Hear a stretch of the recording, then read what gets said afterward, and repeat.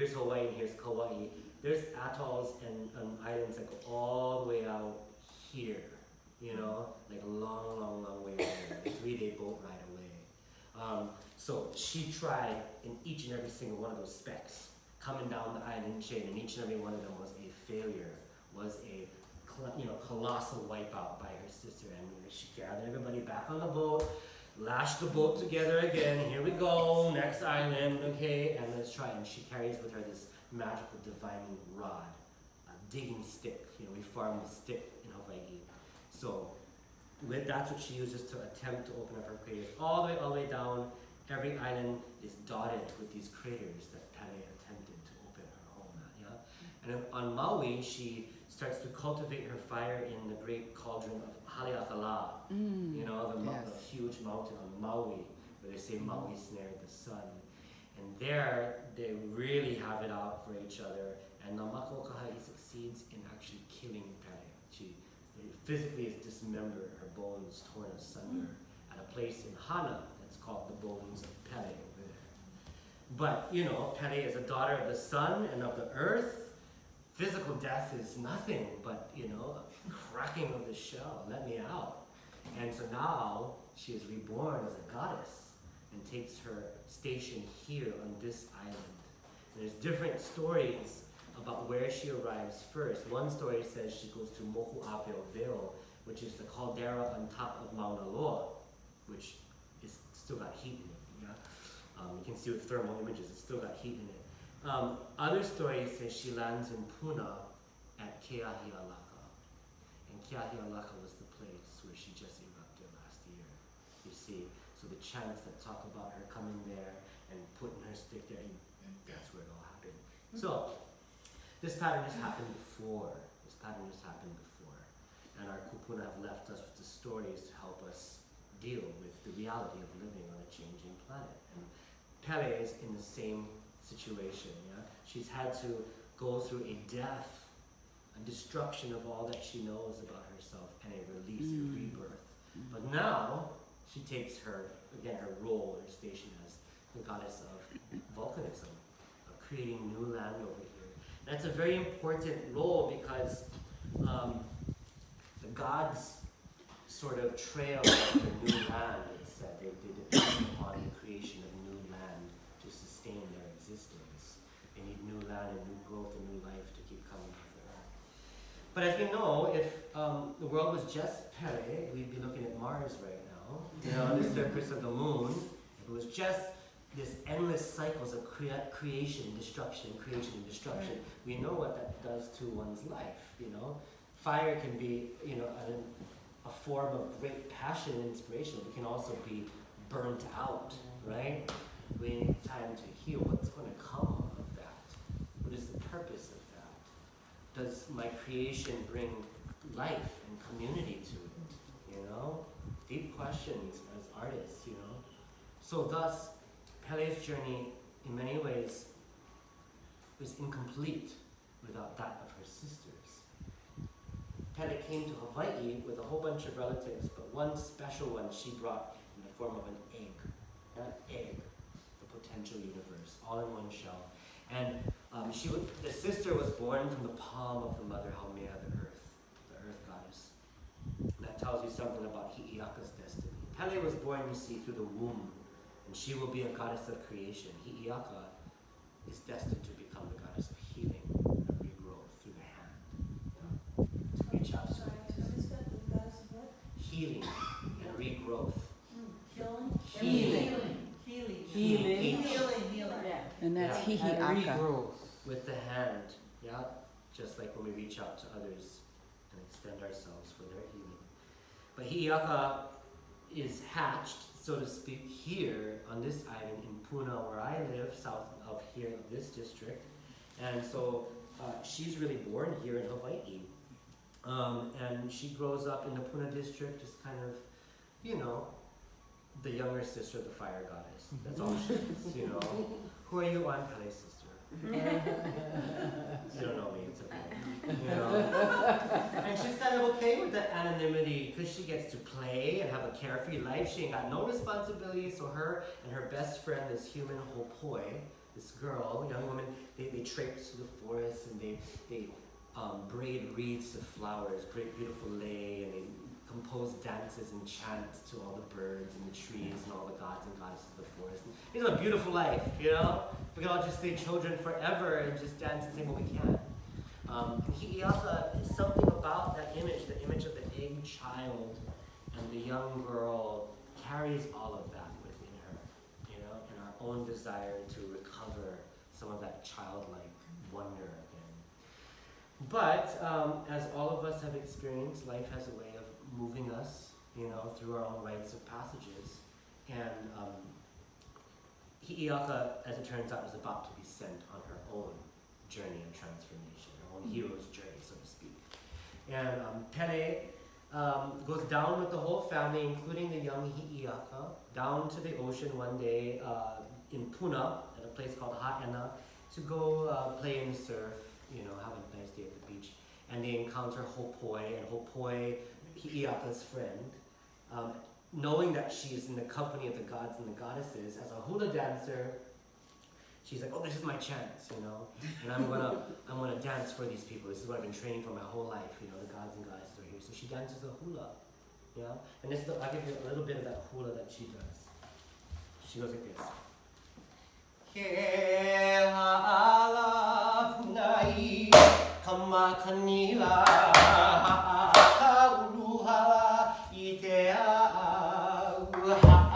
ha'ena me hopo e a'akai me amikai o nana huki e hula le avale ikai o nana huki e. And then she carries on like that, dancing for the gods.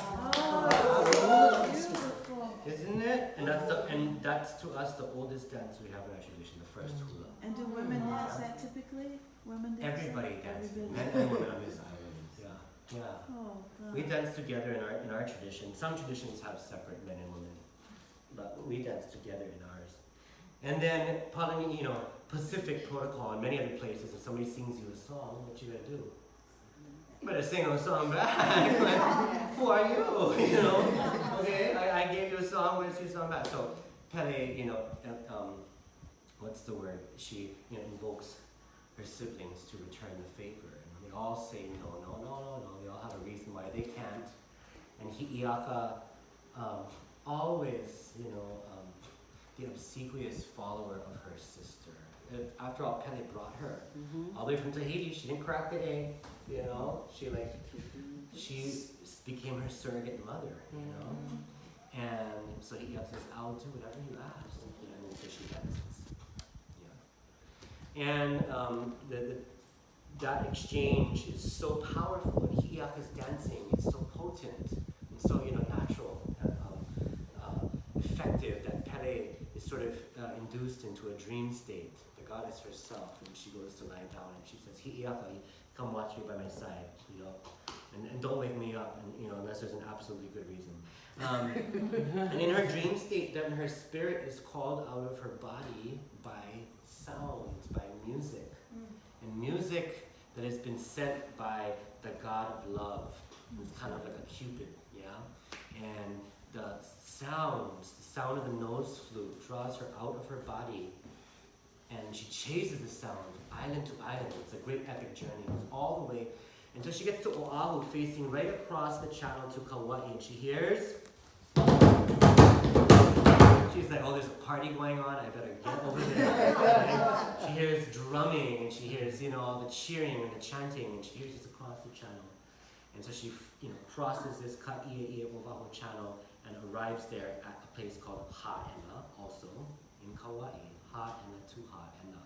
Ha'ena means burning, blazing breath, yeah? Spirit on fire is what it means. So she comes from Ha'ena to Ha'ena, Kauai, and lo and behold, there's a great party happening. There's a really, really good-looking chief dancing the hula. You know, you see back in the day in old Hawaii, there weren't hang-ups around men dancing hula. It was considered masculine and beautiful to be able to move your hips well, right? I mean, what's wrong with that, okay? So, now there's a little bit of a stigma, you know. Really? Thanks to colonization. Yeah, no, most hula dancers are women now. Back in the day, not the case, you know, both. So there, you know, so Pele just comes down as a goddess and dressed in her finery. And of course, her and the chief are like, da da da da da, you know, it's Romeo and Juliet. Just like, you know, and I love that. You know, it's very Greek. You got like the gods and the humans seducing each other. You know, there's something about, and it says to me, there's something about the human experience that is appealing to the gods. You know, there's something about our connection to feeling and to, you know, celebration perhaps. Anyway. And they go off into Lohiau's, his palace, his grass shack palace, and disappear for 3 days and 3 nights. Or in one version, it's 40 days and 40 nights. That's just a little excessive. But 3 days maybe, okay, just pushing it. But and then, you know, they say they subsist on love alone, and then they come back out, and Pele informs them that, oh sorry, I gotta go. I'm supposed to be somewhere. I'm in charge of this whole volcano thing. So, yeah, you know, I'll have my people. You know, I'll text you. So, you know, I'm out, and just like that, boom, she's gone. You know, and you can just imagine Lohiau. You know, he's had his pick of any woman of Kauai, but this woman, where did she come from? Oh my God! And just like that, gone. You know, he's like. You know, the story's not very good to the men. Anyway, and she returns to her body on the beach in Puna, and informs the siblings that one of them is going to have to go and get Lohiau and bring him back. Because she's got to watch this volcano, right? Same story. Every sibling says no. And at last, Hi'iaka Ikapolio Pele, the youngest, you know, most inexperienced, but the most loyal, says, sure, whatever you want, I'll do it, you know. And the other siblings are sort of stunned. You know, it's very dangerous, right? There's dragons and ghosts and angry chiefs and all kinds of things along the way. And sharks, are you sure you want to go? And, you know, and so Pele says, fine, here, take this skirt. He gives her a skirt, a magical skirt, with which she can call on her ancestors, the lightning, you know. She can even summon the power of the volcano itself. So, it's a good tool to have, you know. Yeah, this is long before X-Men, you know, we had it down, okay? Hula skirt. So you see that the dancer's skirt is very sacred because it is, you know, it's sort of the homage to that. So when you put on, there's a whole ceremony to put the skirt on, right? Wow. So you're girding yourself with all these ancestral powers, you know. So anyway, off Hi'iaka goes, first time out of Puna. Okay, she hasn't left Dodge yet. She just left. First time she's out of home, and she she meets a couple friends. Yeah, she's sent off with one of Pele's attendants who takes care of her skirt. This is sort of a spirit that can turn into the ferns as well. And then she meets a human companion along the way, a chiefess named Wahine Uma'u, and the 3 women carry on together. It's like, you know, it's kind of like Lord of the Rings.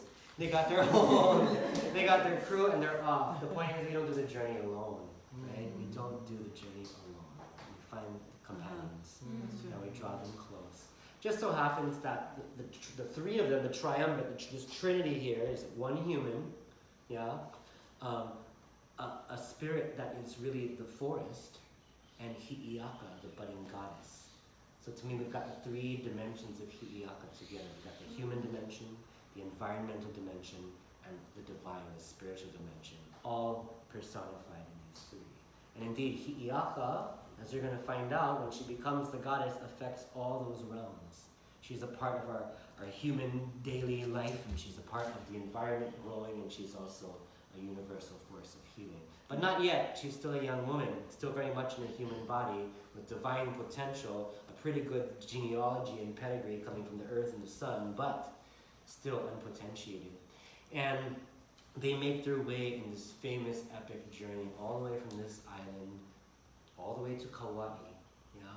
But she can't just fly, she's not a goddess yet, and she's got a human companion, and so she's got to make her way carefully and steadily through treacherous forests inhabited with great, dragon-like beings that are not happy that somebody's coming through their territory, you know. Other people that are wanting to challenge her. All along the way, yeah. All of our water sources in Hawaiian belief are guarded by these sort of reptilian or sometimes amphibious shape-shifting beings called mo'o. And they turn into dragons or lizards or turtles or eels, or beautiful men and women that are very seductive. You know? Reminding us that water sources are places you should be cautious about, because they can eat you sometimes if you're not careful, like our Waiduku stream does every year, because people don't pay attention. So anyway, Hi'iaka faces great danger, great fear, great obstacle and resistance to her path, and she overcomes it every time, getting stronger and stronger. But not only is this a warrior's journey, Pele's already walked that, you know, and after all, Hi'iaka was right there. Though she was an egg, Pele held her right here in her arms, right next to her heart. So she's heard the drumbeat of the battle the whole way. She's had the soundtrack playing in the womb of how to be a warrior. She's born a warrior already, Pele birthed her one. What is missing from the family is the healer. And everywhere she goes, Hi'iaka meets people that are also asking for help. There's people trying to stop her, and there's people saying, hey, you look powerful. Can you help my daughter? I don't know what happened to her. She hasn't been able to eat in 10 days, you know. Can you help my son? He broke his leg and you can't mend the bone. And everywhere she goes, she's like, okay, I gotta go. I'm kind of on a schedule, but sure, I'll help you. I'll figure it out. And she just intuitively figures out the medicine, uses the prayers. And everywhere she goes, she builds in this, not only her warrior capacity, but in her healing capacity. And she finally finds her way to the island of Kauai. And it's an epic, it's like a 300-page long tome of a book. You go read them, it's a great story, it's awesome. But by the time she gets to Kauai, it's been some time, and Lohi'au has grown hopeless over the loss of Pele, you know? Again, the story is not really good to the men. And he's killed himself because he can't stand having lost the love of his life. He thinks she's gone, she's never coming back. So he hung himself by his loincloth. So Hi'iaka shows up thinking, okay, get in the car, Lohi'au, let's go. I gotta take you back to my sisters. And the bugger is dead. Okay. She's like, oh man, she shows up and having his funeral. She's like, oh god. Okay. Not only that, but some jealous mo'o, again, these dragons have taken away his body and hid it. And they hid him up in the cave, high up on the mountainside. So she's like, yeah. So she's gotta get his body back first. Fight off those mo'os. Biggest one she ever faced yet. Good thing she's had practice along the way. Okay? Gets his body back, and now she's gotta bring his soul back into his body. Okay? And here I love this. This to me is the crux of the story. How do we put the soul back in the body? How do we convince the spirit that the body is a safe place to be? How do we bring the soul back into our communities? How do we bring the soul back into our world, our nations? You know? And so she's got to go travel into the afterlife. She's got to do this like Persephone move, you know? As many of our other heroes all have to do. Go into the ancestral realm and bring it back, okay?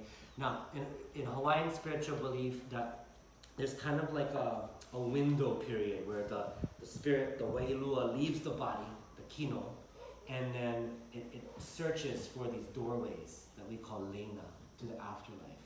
And then they get to the leina, and then they can go into the afterlife. And on the summer solstice, that door like shuts, and he ain't coming back out. Okay? So she's on a time limit. She's got to get to his. And in one story, it's like so many days of the summer solstice, and it counts down. And she's got to do all the right rituals to convince his soul to come back in. And so she uses plant medicine. Yeah, she uses, but most importantly, chant, music, sound, prayer, to call all of that to be, and to create the right circumstance where the soul can come back in. And then she calls the lightning down to shock it back into his body, yeah? And they say his soul comes into his being through the tear ducts in his eyes. I just love that, you know? What is the way back to soul? Through grief, you know? Follow it, okay? Back in, and then he wakes up. And it's not Pele, but it's, you know, the younger, maybe even prettier Hi'iaka. And she just brought him back to life. She just saved his life, you know? And so Lohi'au is now completely struck with the beauty of the younger sister. Hi'iaka's like, no. I'm supposed to bring you back to my sister. You don't know my sister. She's the okay? She's gonna kick my ass. Don't you touch me. Okay? And of course, you know what happens when you tell somebody no. It just makes them want it more. So now they gotta come all the way back from Kauai, and Lohi'au was just falling more and more in love with Hi'iaka. She said, no, don't even look at me. So they are. That's right. And it's a long, circuitous journey back. Again, many chapters. You know, all kinds of other things. They even get invited to this big party, you know? And you know when you're at a party, it's just like, ooh, Hi'iaka's gonna have a hard time keeping up her boundaries while they're playing all these fertility games and whatnot. But she holds true to it. Lohi'au comes on strong. It's beautiful. In the story, it has all the chants that they say back and forth throughout this whole story. And the old way of telling the story is in chant. We didn't sit like this and tell you the story. We chanted it, we drummed it, we danced it. Okay? So you would hear all of that. You would hear the words that they're speaking to each other. Okay? And I love this one that he says to her. He says, Aloha vale ka niki niki. He says, I love the pain of love. You know, the pinching, piercing of love. I love it. You know, I love, or perhaps love is this pain. Yeah, because I feel it so deeply. Ke ka nai nai pua o mai le huna. I'm chanting to this beloved flower. And it's Ea Ea Naya Kapa'a. Kapa'a is a place, but it means to come together, to be stuck together. Yeah, so you and I are going to become one. Yeah. Ike kahuli ake kalu kalu. The swaying back and forth of the grasses and the wind. In other words, you know, you're going to give way to my advances, to my courtship, and you shall surrender in a beautiful way, you know, to loving me, or at least I hope. He's hoping hard. This God is going to fall for him. Yeah, and you know, he says that you know, breathe deeply the fragrance of the pandanus, and the pollen from that is the not only the sort of the totem tree of her homeland, Puna, but it's an aphrodisiac. The pollen is a love potion. You know, they say it makes people fall in love. So they're saying you're going to smell, you're going to breathe deep this love potion of these trees. You're going to follow me, and we are going to be drenched in this rain together. That's what he said. You know? And if somebody said that to you, can you imagine? Yeah, but Hi'iaka's like, no can. It's that chant. Aloha vale ka niki niki ke ka nai nai pua o mai le unai ea naya ta pa'ala I ke ka huli a ke kalu kalu hongi u I ke ala o ka hinalo a pe vale iaua haua ele iaue aloha vale. Yeah? That's what he says to her. So, you know, it's different nowadays. They use different pickup lines. Not so good with the poetry. But even though he turned it on like that, she was still like, Ryan, sorry, yes. is this this whole story is told through dance and chant? It is, and it's also published in literature form. Yeah. What would the name of that book be? One version is called Pele and Hi'iaka. Yeah. The other one is another version called The Epic Tale of Hi'iaka Ikapuli o Pele. And we have other versions. I'm sure they do. Yeah. So, and they're published now. So you know, we're lucky. Yeah. But there's also other versions that only live in the Hawaiian language newspapers in the 1800s, and we have them archived, but they're only in the Hawaiian language. So yeah. So even though it's that deep, she still resists, okay? Now, nonetheless, it's taken her a long time to come back. Okay? She's like past the deadline, okay? And Pele is one for punctuality. You better show up, okay? I said 9:45, not 9:45 in 5 seconds. You better be there, okay? And so, you know, so some people say, in one version, they say Pele thinks that Hi'iaka and Lohia cheated. They've gone off, they've eloped, and that's it. So, so Pele punishes her, but I think it's mostly because, you know, it's about, there's parameters, there's time, you know, there's restraints on things. And as difficult as it may be, there are. And she doesn't come home on time, and so Pele erupts, you know, in an angry flow and demolishes the forest, the favorite forest of Hi'iaka's homeland, including who lives in that forest but her best friend. Oh no. So Pele takes out, in essence, wipes out Hi'iaka's childhood, wipes out her innocence. Okay, and we all know that we all have that. We all have those stories in us. You know, we've survived because we're here. We've had those things that have taken away our innocence, and with enough time, we can see that there's some kind of medicine in that. Although the trauma is there, although the heartache is always there. But we see who we become because of that, right? And we know that we wouldn't be who we are without it, you know? And that sounds like a self-help book, but it's in but it's in the myth, you know, it's in the myth. There goes her childhood. So Hi'iaka shows up like, hey, we made it. I finally bought your boyfriend. Man, he's been hitting on me, but he didn't touch me. And she sees, on this island it says they got to Makahanaloa, which is near here, Pepe'ekeo. It's the northern point of Hilo Bay, and she looks across to Puna, and she sees the smoke rising. Okay, could you see the smoke from here when it was put on? Yeah. Okay. So again, something else that came to life from this side of Hilo Bay. Again, you could look across and see the smoke plume rising, and you knew Pele was alive. Same thing Hi'iaka saw, and she said, "Oh shit! Oh Pele, what did you do? You know?" And she knows immediately, and she took out whole point and the whole zone. Okay, she's like, you know, and she's like, that's it. And she goes to the creator and says, you know what?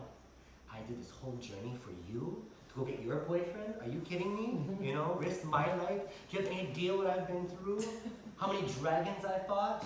You know, I had to put, this guy was dead. I had to bring him back to life. I had to go into the underworld. What's wrong? You know, and this is how you repay me. You know, and by the way, he's been hitting on me the whole time. But I'm going to touch him now.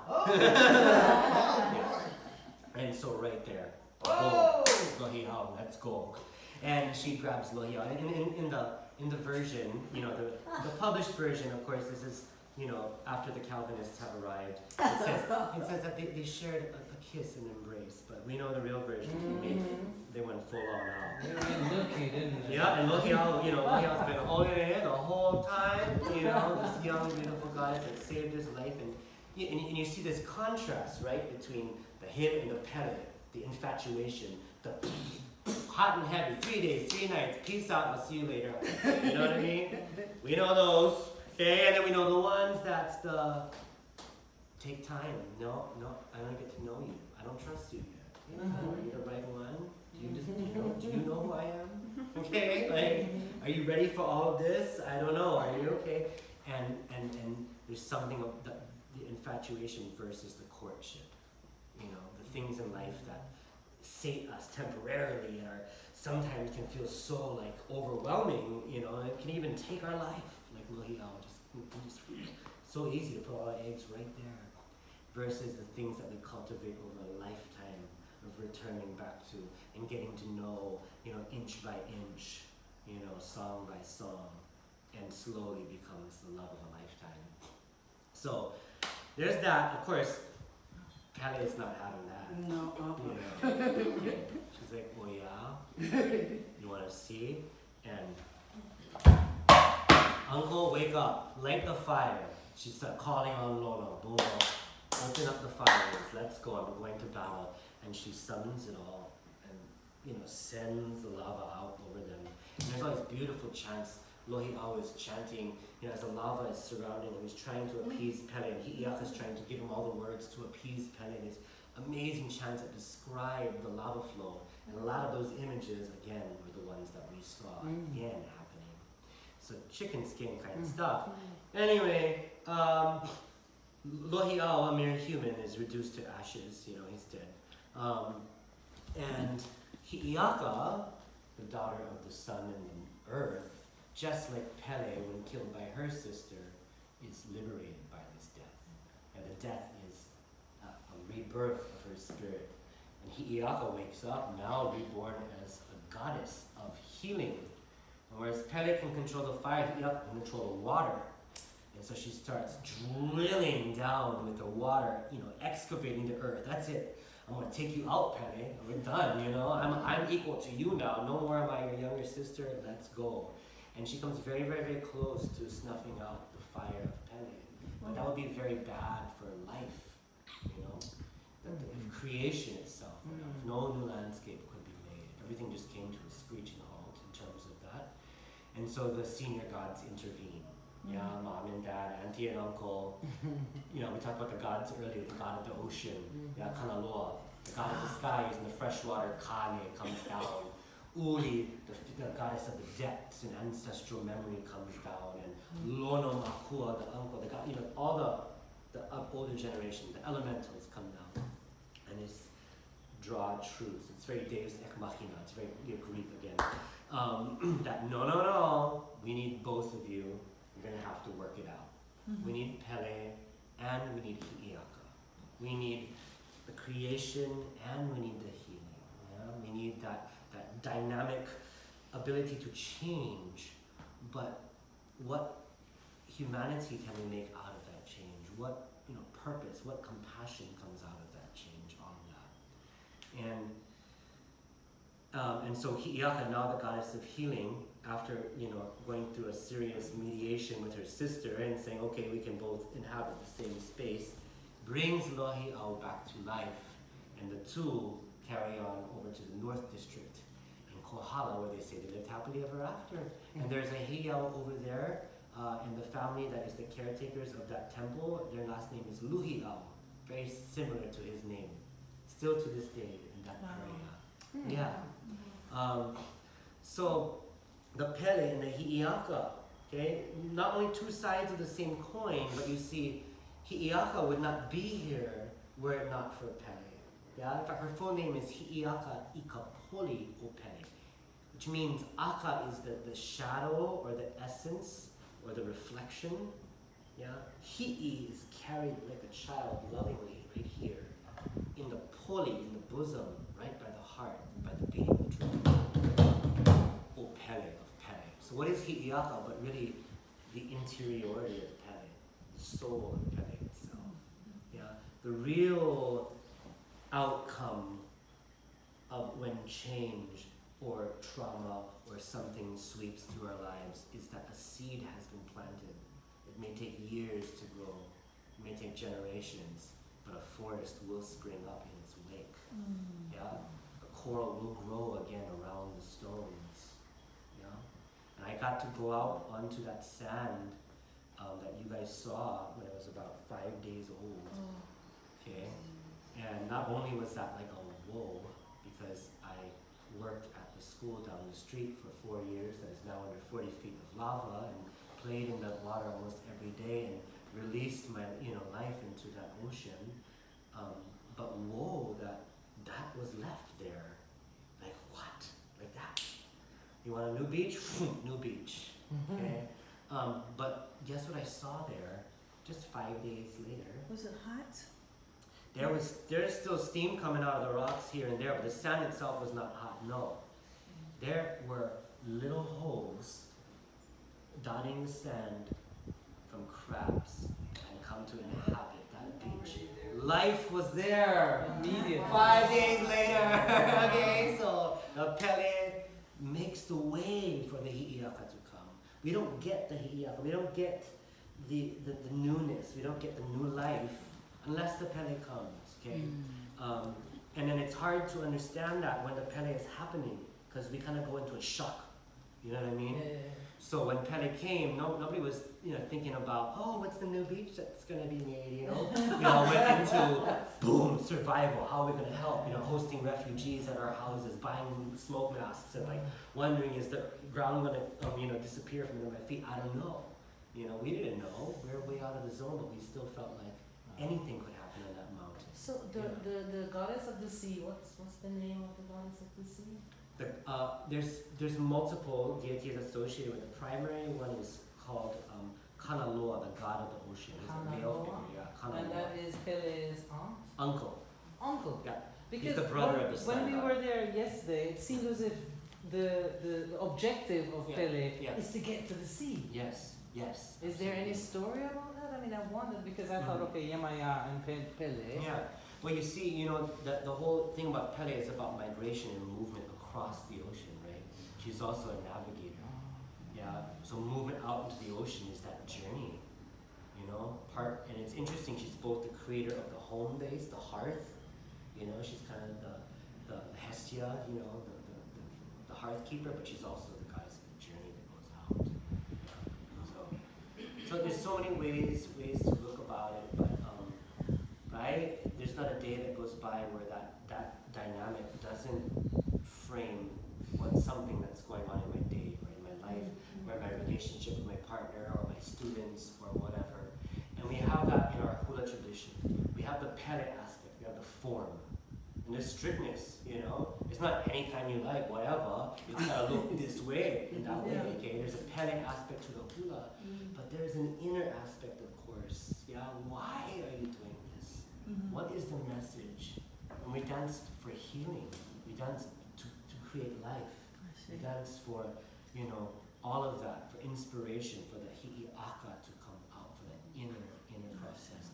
And it also says to me that there's an exterior and an interior to our art. There's the form, but also there's the hula inside as we deal with and metabolize all of those forces. There's gods, if you will, that are dancing inside of us, and we make room for all of that. Yeah. So there's an outer and an inner with our drumming and our dancing tradition. There's an outer and an inner within the myth. And so at the end of the hula, you often hear that Hei noa no hi'iaka ika polio pere. This dance, this story, this chant has been done in the name of hi'iaka ika polio pere. It's almost always to her, to the life force, to the regenerative principle, to healing, to growth, to love and compassion, to the goddess that is the extended hand. She's kind of like the bodhisattva, of Hawaii sense, Yeah, and so she's the primary image in the Hula tradition. Yes. I just heard you say bodhisattva. Are you Mahayana? Me, no, I'm just making mythological connection. Okay, wow. Just that. But in the sense that of compassion, as deity of compassion, absolutely. Because wherever she goes, somebody asking her for help, she cannot walk by, she helps them. Yeah. So what hi'iaka becomes, they say one of the poetic ways to imagine her is she is the deity for whom wherever she goes, the forest grows in her wake. Wow. Wherever she steps, there's a forest that grows. And her sister destroys and she... and all of that, yeah. So, yes, we have the discipline. Pele is discipline. Yeah. Pele is also generosity too, because there's a lot of stories that say she comes at night asking for something as a form of an old woman, and then we know what happens if you turn her away. The next day there's a lava flow over your house. So she's very punitive. But you see, to not be generous on an island is dangerous. It's to risk life. We gotta be generous, otherwise that's the end of us. So when Pele comes, look for the generosity, and we saw that. We saw, the state and the federal government didn't help us out much, but we helped each other out. Literally, the community came together and made their own emergency, shelters and plans and building homes for people. When Pele comes, look for the hi'iaka. Where's the healing? And it is interesting as an artist. I felt like when the volcano was erupting that I had a responsibility to also be creative, like the landscape, to mirror it. Otherwise, why am I here? to experience the volcano, if not to become the volcano. But like I said, I was in shock. I couldn't create. Everything was too literal and too scary. Too much creation. Too much. The volume was like, whoa. Only now, how many months? Maybe about 6 months later it's been. Now I'm starting to make things, right? Choreograph dances, bring that experience inside. It's like the Pele had to have her time, and now the Hi'iaka can come out, both in the landscape and inside. Yeah. So the life, the crabs, the ferns, they're all growing back. Yeah. Have you been down to see the new land? At Pohoiki. Yeah, at Pohoiki. Yes. Well, at Pohoiki, but down where the champagne ponds were down. No, I haven't gone down that side. I haven't come from the Wa'a side yet. I haven't. Okay. I have to go see it. Just Yeah, so that'll you be a know, big coming to terms. So when you park there, Yeah. you can actually save this side of the lava, And go Kuki'i side, yeah. and the road continues on. That's You right. Take out the whole road. Right. Okay, that's what I got told because that's the road to Kumukahi, the eastern point where the sun rises. So it's much easy walking. Okay. I will go. Yeah, I gotta go. Anyway, I yeah. was really struck yesterday. First we went to Hawaii, and we stayed there for a while. And then we went down Kalapana and we went down to the Kingdom of Hawaii to the Okay. water. And the difference between the kinds of lava and Yes. the way it flows and how much is growing down there Right. and how long it has taken. And this Pohoiki is already like kind of bursting in some kind of Yeah. way. Yeah, that is the amazing. That is one of the profound things to me about Puna is you can see the whole cycle before your very eyes. We got the eruption happening over here, but here we got a forest that's 5 years old, one that's 10 years old, one that's 50 years old, one that's 5 days old, and you can see the comparison. You can see life, and on one hand, you see that it takes time. There's a patience. There's a timeline that is so far beyond our human scope, and we're just a blip, But on the other hand, it's also rapid. All the change is so rapid, like the crabs coming back, and like there was a lava flow in 2014 that came almost down to Pahoa town, right by the dump, and I was just there yesterday dumping my rubbish, and I look and I see ferns coming out of the lava, and I was like, that was just 5 years ago, and now there's ferns all over the lava. So it's slow and it's fast. It's just all profound. Nothing stays the same. Change is eternal. No. hot? It's probably still hot. There's still steam coming out of all over the place. Oh There's yeah. nothing else going on. Nothing else flowing. This is constant rebirth all the time. Constant. Yeah. All the time. It's not And for- letting go, you have to let go. Oh Like, yes. I was reading about So that that was huge it. pond that evaporated. Yeah. Right. And that was one of our beloved. Oh, and, it's and we never thought that would get covered because it hasn't been covered in 400 years. So you think, it's never gonna come there. No problem. Oh. She evaporated the whole thing. So, yeah, it's been a big lesson in non-attachment. Just to be again Buddhist about it. But we are living on a very alive and changeable place, and we can't think about it every second of the day as human beings. We go nuts, But it's also good to have a healthy relationship with it, I think. And so I feel like by going through this, I have empathy with people in other places of the world where change is a given as well, and nothing is solid. Yeah, but ain't Tomorrow's nobody not- changing like this place changing. Yeah. The other islands don't have volcanoes? Not active ones, no. Were they originally created by volcanoes? Yes, so what's happening is there's an opening beneath the Pacific tectonic plate, and because of the shifting of the plates of the Earth, the Pacific plate is moving like this over the hot spot.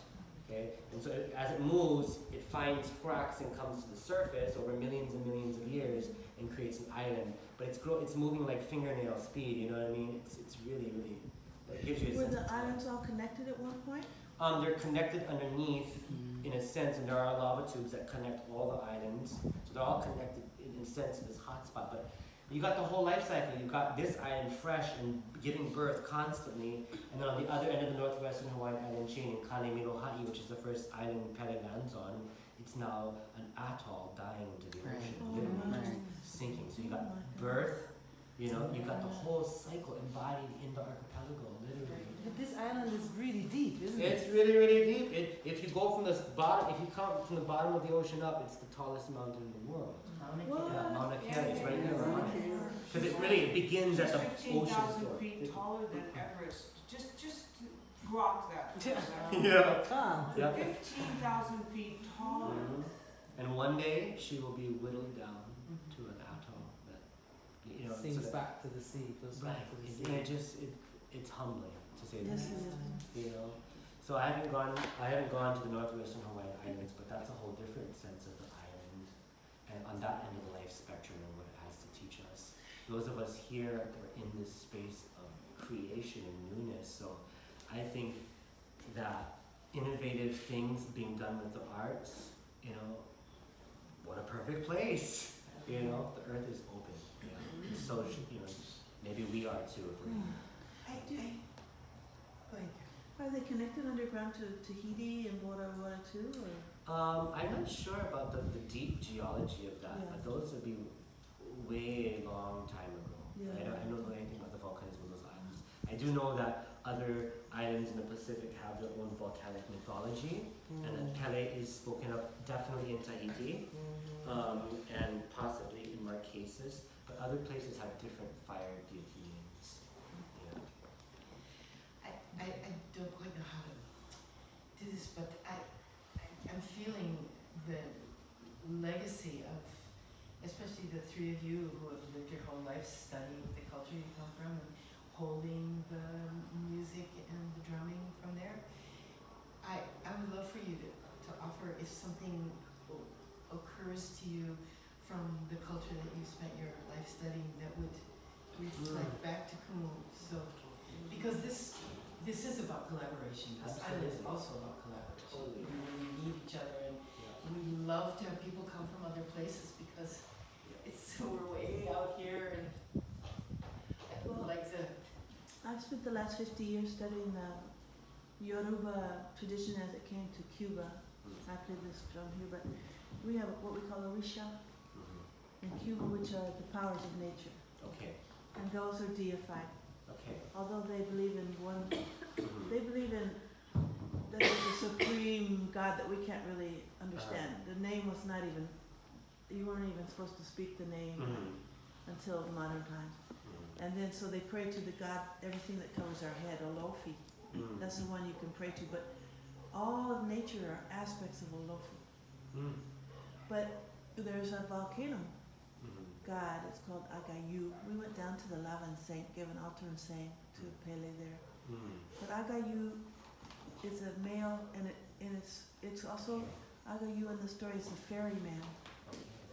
The ferryman takes you, it's transformation. It takes you from one spot to another spot, and then in the mythology they're really dealing with from really life to the other realm, which is in death or a different realm. The ferryman is the one who's taking you across this Okay. All right. this space to another dimension, really.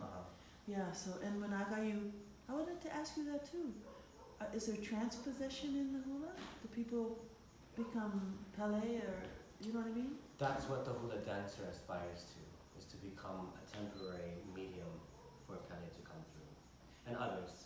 Yeah. Yeah, of That's the what other we aspire gods, to, yeah. goddesses. And do they become them and do healings and all, and speak and do all that kind of stuff?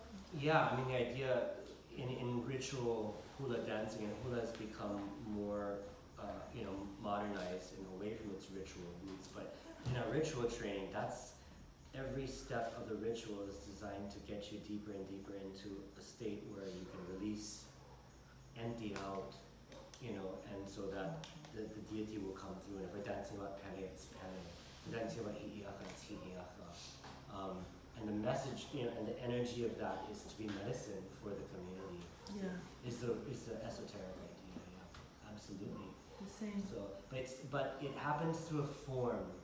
So it's not as so much into like a shamanic trance, where there's divining per se, but it's funneled through the form of the dance.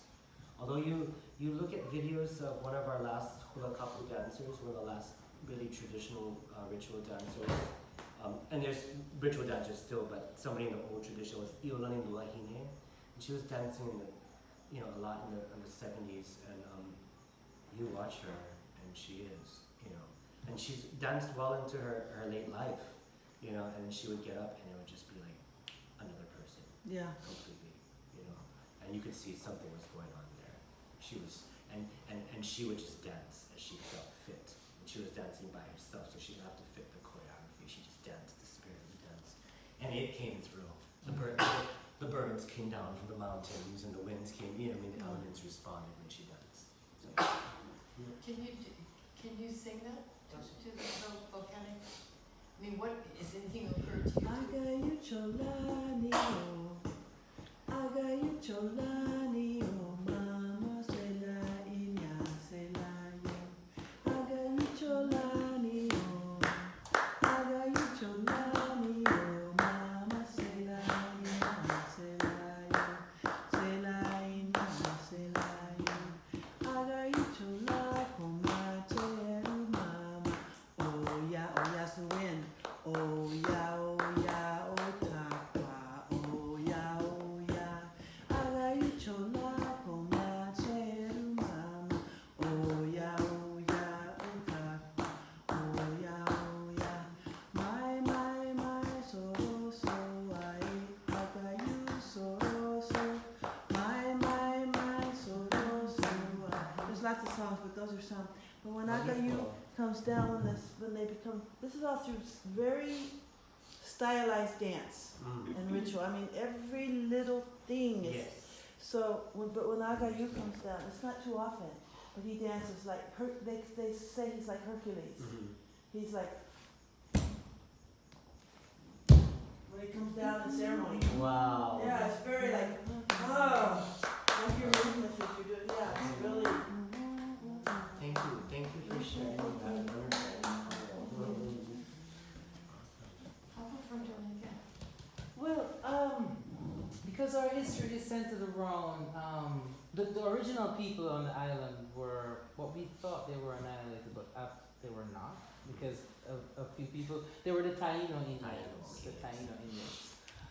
There wasn't much left after the Spanish kind of like, messed them up, and then brought the Africans to the island. So a lot of what is left in cultural for us is what the Africans brought with them, and also the revolution that they had to fight in order to gain their freedom. There's a group of people on the island known as the Maroons, and they as soon as they came from the Middle Passage and they got to Jamaica, they were like, you know what, we're not gonna be slaves, okay? Whatever you're thinking, it's not gonna happen. So they were fighting with the British for 100 years. And the British, they were such mass, they blended in with the vegetation and the land, and so they couldn't be beaten. They couldn't be found, they couldn't find them. The British could not find them. They would walk past them in the bush, and they wouldn't see them because they were masters at camouflage. And so because of that, the British sued them for peace. And so they got their own land, they got to govern themselves, and they still do today. So they live outside of the Jamaican government. They have their own everything. The chief, they still have the chief. In some of the Maroon settlements, they still speak the original Cromanti language, and they have the rhythm for that and the drumming and the song. A lot of Jamaica was influenced also by Congolese people, and so in terms of spiritual. There is a rhythm which I never teach because I've seen what it can do. It's a very powerful rhythm, even though it's it's one of the simplest rhythms. But when you play this rhythm, the ancestors come. Okay. And so I used to work with a dance company, and every time they played this rhythm, like 3 or 4 dancers would be gone. And it was the drummers who had to bring the dancers out of Maya. They call it Mayal. So they go into Mayal. If you play, that's all it was. But it's a rhythm that opens up the space, and so the ancestors come. It's not really played that much. It's more played for a 9 night, they call it. So when a person passes away, 9 nights after the spirit has left the body, you hold a kumina for the person. So you play a kumina. And a kumina entails sacrificing a goat. You can hold a kumina for anything. If you feel some member of your family is sick, you can go to the kumina queen or the kumina king and you request a kumina. and so they sacrifice animals, and that's for the healing for their family. Yeah. That's as, I would say, as deep as it goes. Going into Mayo, and of course the religious aspect of it, because religion was also used by the enslaved people for the revolution. So there is a denomination known as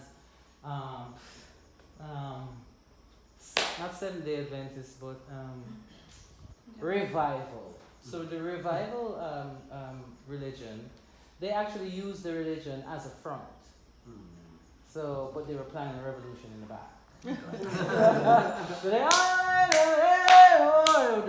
the enslavers would pass by and, oh yeah, they're just keeping church, but really it was a revolution. So it's a very revolutionized denomination, the revivalists. Very spiritual as well, very symbolic, a lot of symbols. When they have a revival meeting, they have a table and it's filled with, it's a white tablecloth. There's always water in it because they believe the spirits pass through via water. So every time they have a revival meeting, there's always water on the table, bread, candy, everything for the spirits is on the table. Yeah, and then we have these specialized groups are very, very powerful, which is the Maroon is one, but also the Rastafarians are another very powerful group, as the whole world knows, because they really brought the Nyabingi movement outside of Jamaica. Right.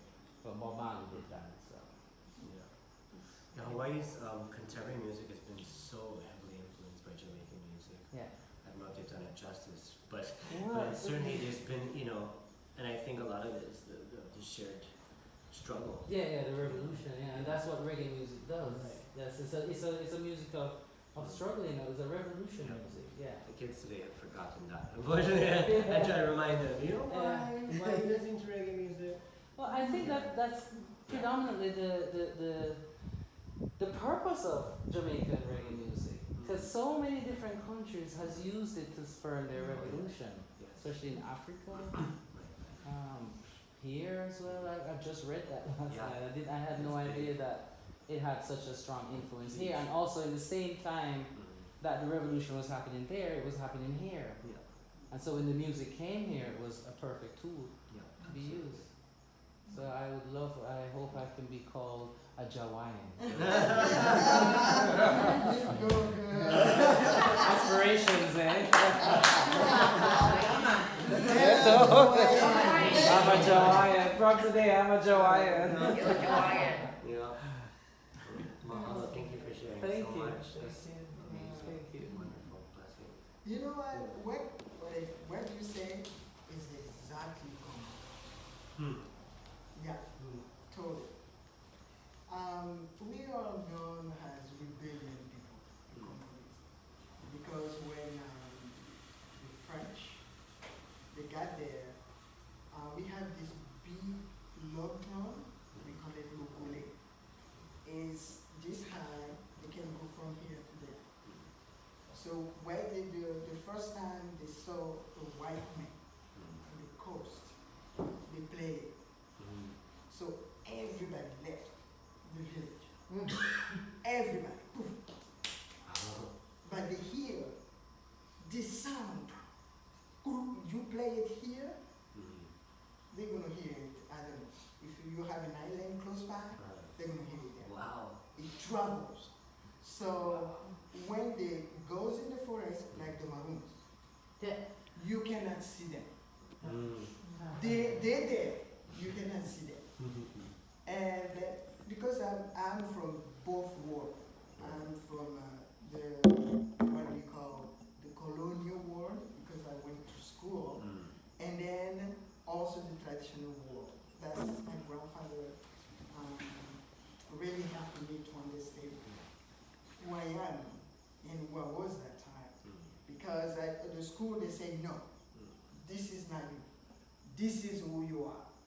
And I go see my grandfather and say, oh, no, you're not this.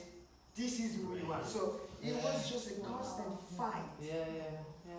All the time. Until when I turned 12, I decided that I need to learn exactly who I am. So I went to ask some questions to my grandfather. And that's why he told me, say, Yeah, it took European a long time to understand how to catch us. That's why the French, they have this dear saying, aussi têtu qu'un Congolais tu meurs. Congolese, they don't have brain. We have concrete. The French people, they say Congolese, they have concrete. They don't have brain. Because when you tell them something, if they say no, they mean it. You're not gonna get them to change their mind. I see. You know? So, like you were saying, the spiritual, I cannot talk that much about it. Right. Why? Because you need to be born Yes. into that. Yes. If you're not, you cannot talk about it. That's the Congolese way. If I'm supposed to be a healer or, I don't know, a hunter or whatever, the minute my mother is pregnant, they know. The elders, they know. Then, okay, that child gonna come out, gonna be this. Yeah. So when you come out from your mother's womb, you have already the elders who's gonna prepare you to be who you are, who you're gonna be. Yeah. So they come there, they prepare you. The minute you come out, you still tie with your mother, with the umbilical cord. They don't cut it until they do a ceremony. When you finish, cut it. And then every day they're there to prepare you. So at a certain age, I don't remember if it was 5 or 6, they start initiating you year by year. That's why when people they say, oh, I'm a Congolese priest, and what kind? We don't have a so-called Congolese priest. We have somebody who was born for that. And then you're not going to practice until after 50. After you're 50-year-old. Not before that. Yeah. After 50-year-old, and then you're still having all of those elders behind you, telling you what to do. Okay? And then after 50, they need to invite you to their circle. You're not inviting yourself. Oh, now I know. I go, If they see that you're really ready, they invite you to their circle. And then that's another test right there. You go to their circle, you talk, they talk, and they ask you a simple question. How are you going to answer it? So if you answer it the way you think that is right, go ahead. The one who's really old, with all of them, going to stand up, go to the door, open the door and say, go, you're ready, the world is yours. You know? So that's why, since I know my sister Carolyn, she said, why I say Carolyn, I can't. Because I was not born to be that. For sure, I was born to be a dancer. Yes. My mother was a dancer. Wow. So I'm from a lineage of women dancers. When my father was alive, not that long before he passed, he told me, say, you're really the daughter of your mother. I said, why? She said, because all of your family, the women in your family, they all dancers. So that's why I didn't want you to go too much dancing. I want you to go as far as you can in your school, and then back to the dance take over anyway. Right. So Yeah. that's, I know that. I know that I was born to be dancer because I was at 6-year-old. We danced with a spear. You know the spear? Yeah. So my mother, even true today, we still having it into my grandfather compound. When I was 8, I was dancing innocent. I just, danced like all the kids. My grandpa brought the spear, put it on the ground, in front of me. The whole time, I had that image. The whole time I was dancing, the spear was dancing. The whole time. But for me, it didn't mean anything. So I stopped, the spear stopped, my grandfather took it and gave it to me. And I took it. I took it and I said, you're a little girl, what you do? I took it and I started going with my friend. And then later on, my grandmother made me sit down and say, you know that spirit over there belongs to the dancers in the family. You, the last one now.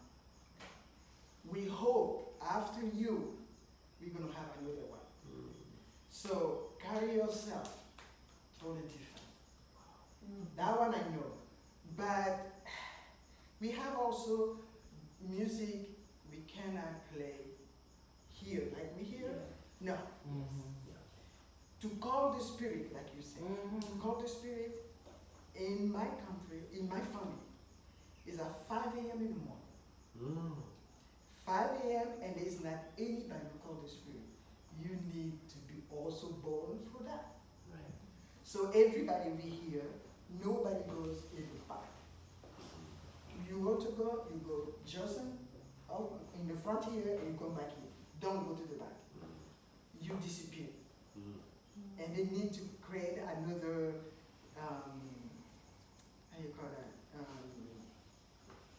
not situation, but they need to make another sacrifice to find you wherever you want. Because when they play that rhythm here, if you're not very strong, you get possessed. And then when you stand up, you start dancing. This is why I don't teach that rhythm. Yes. I don't play it because I don't know Yeah. which person here is open for that. No. I can start going, and everybody's having fun, but somebody's over there is. Yeah. And that's why we call that woman.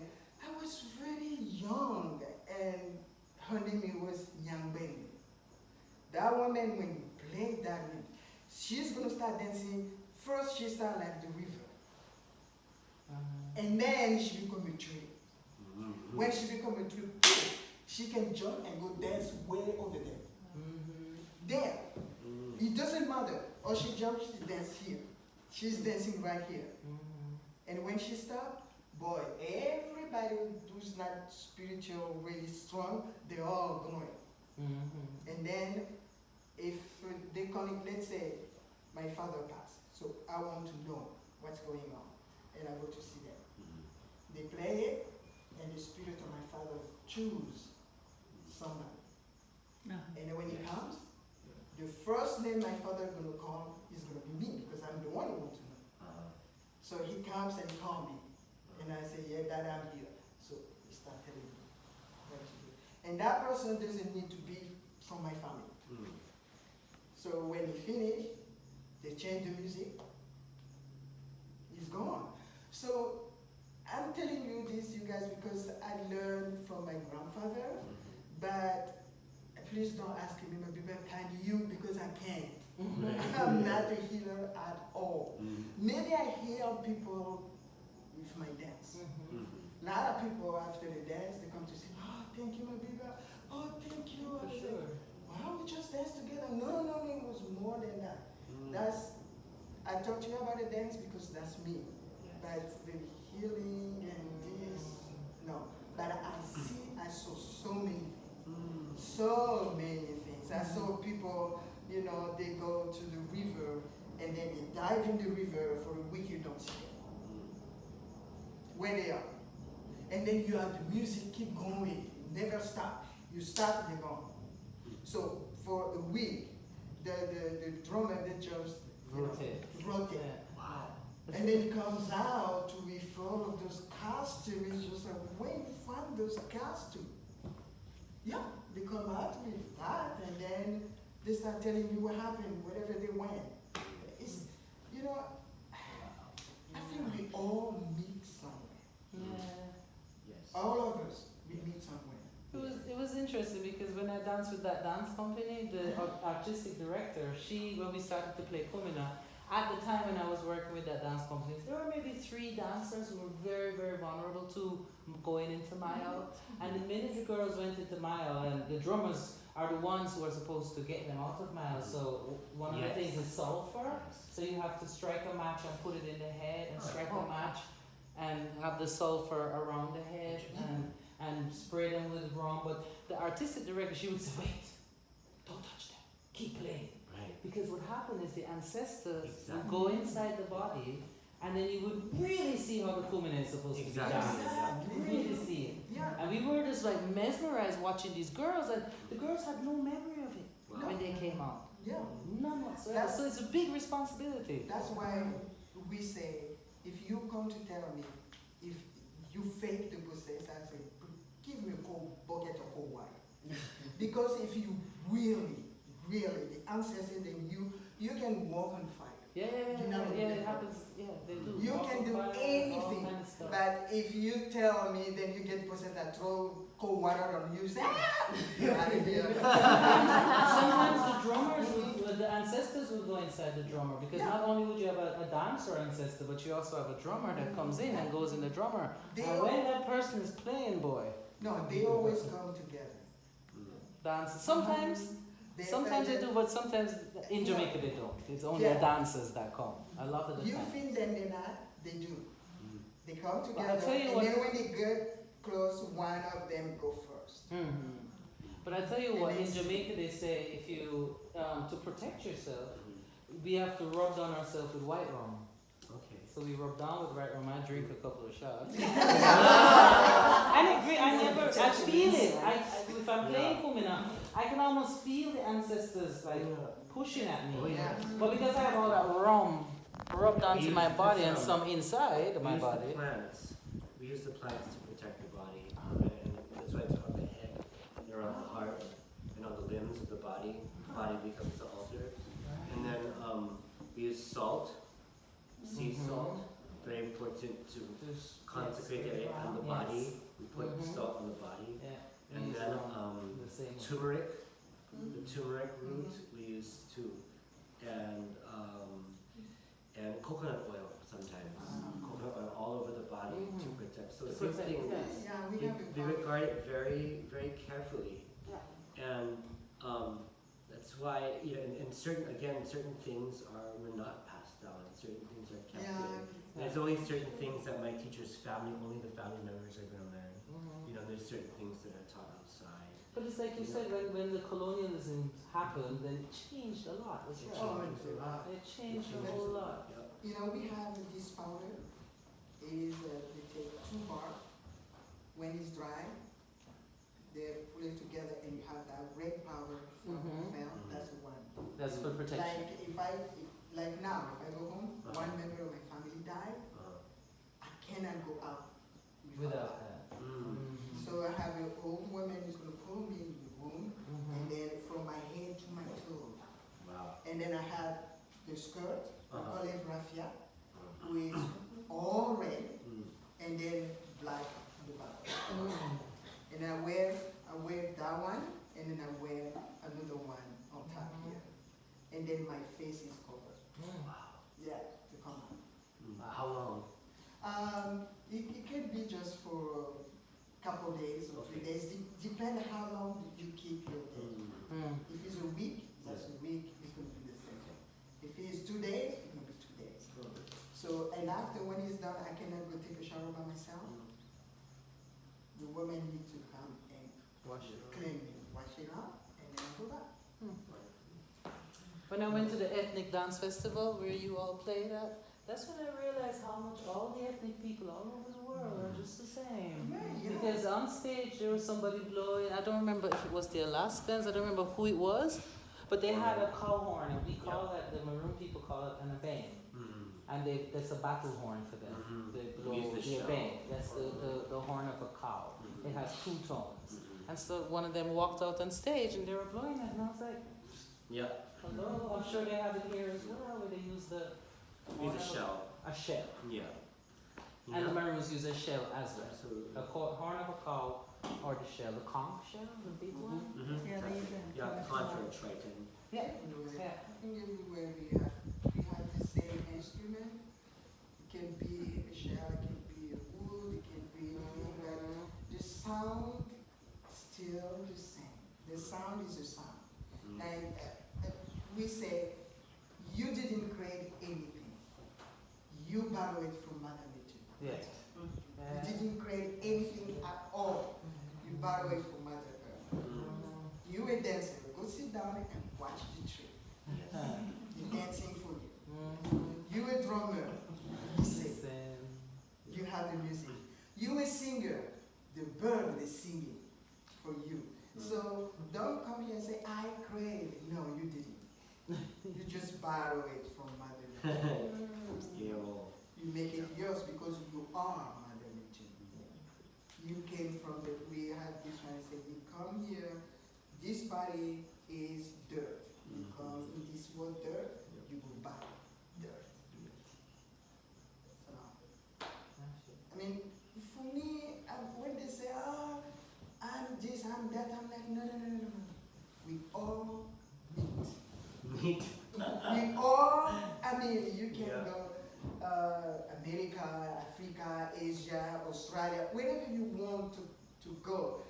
But when you sit down, you listen. It's the same. The language is the one who kills us. Because I speak Lingala, you speak Patois, you speak English, another one French, another. We don't understand each other. Hawaiian, we don't understand each other. Maybe you're telling me something who is good. Because I don't understand, my mind starts going crazy. What exactly is telling me? It is good and it is not good, and I start creating problem where it is not. My mind just start creating something. Put in your mind what's going to freak your life. Exactly, mommy was right. Hey, mommy. Thank you. Thank you. Thank you so much. Thank you all So very much for beautiful. just being here, and thank you for sharing so deeply from your traditions, and so So beautiful. wonderful to hear that, yeah, indeed, the drum, you know, the music is at the center of so much. Yes, it is. The bridge between the living and the not, the bridge between the present and the past, the bridge between cultures, between the inside and the outside, Yes, between humans and the rest of nature, and we're all dancing around the rhythm of it all. So thank you guys for being rhythm keepers.